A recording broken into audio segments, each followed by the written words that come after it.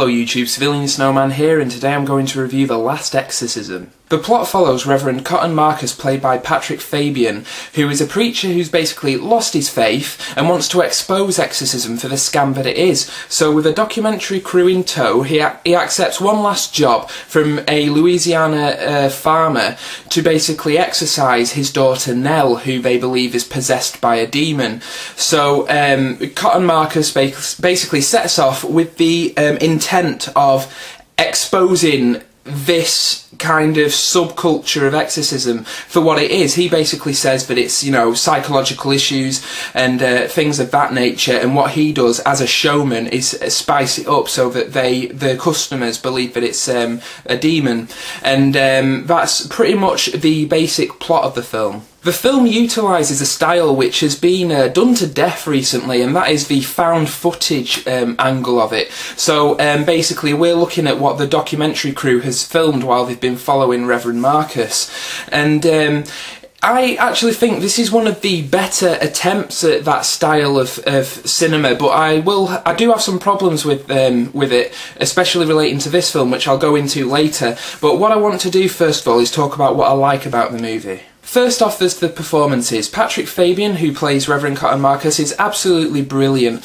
He kind of makes the character vulnerable and dodges cliches when it comes to the crisis of faith story arc. Now, this is a story arc that we've seen many times before in films like this. I mean, obviously it was done in The Exorcist, but this film manages to do it in a new and interesting way. And the fact that the Reverend is completely comfortable with the fact that he stopped believing, and he has no qualms about expressing himself on camera relating to this. And I found it really interesting, especially when he's showing the tricks of the trade, such as a crucifix with a smoke bomb in it so it looks like it's caught a demon, and how he rigs up a bed with fishing wire so that it shakes. And it really is, in exposing these tricks, it makes the character more down to earth and more organic to the story that the director's telling. So Patrick Fabian does absolutely brilliantly as Reverend Cotton Marcus. He's definitely the standout of the movie. I thought that the best aspect of this film was the fact that obviously we know from the beginning that Cotton Marcus is trying to expose this as a scam, but it remains kind of ambiguous over whether or not the girl could actually be possessed. Now, I wouldn't say that's a spoiler, because it's just the sense you get from the beginning of the film as it goes on and on and on. It asks the question, it hints that she might be possessed, but it also hints that she's making it up. And that ambiguity really is interesting for me, because for me the story isn't about whether or not she's possessed and whether or not it is a supernatural entity that's doing it. It's about Cotton Marcus coming to terms with the fact that he stopped believing and becoming comfortable with himself after living a life devoted to exorcism and religion. And I thought that for the most part, this ambiguous angle on the story was absolutely brilliant, and it helped that the girl playing Nell, her name isn't coming to mind, but the actress playing Nell, the possessed girl, she does really well in that some of her body movements, now you see in the trailer that she like bends over backwards and stuff, she manages to do it in a way, obviously the physicality of it is impressive to say the least, but the way she presents it, the way she uses her facial expressions, you look at it from one angle and she looks downright evil and you think, yeah, that bitch is possessed. But then you look at it again and you think, well, maybe she's not, maybe she's just a confused and frightened girl.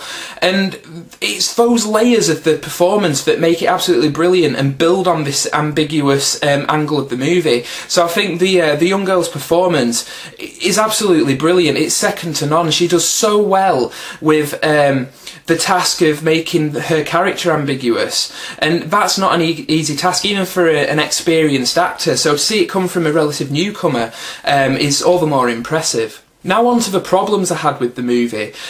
First of all, it doesn't stick to the style that it presents. For some reason, halfway through the film, it suddenly has a score, original music playing over it, which, if it's found footage off a camera, why would it have music put over it? You know, it just made no sense. It literally it was only there to make the audience jump. Like, whenever there was a jump scare in the film, they'd add a music cue, and I got the impression it was something they added in post-production after probably test screening, and people not jumping enough, so I thought, right, we'll add a score at the last minute.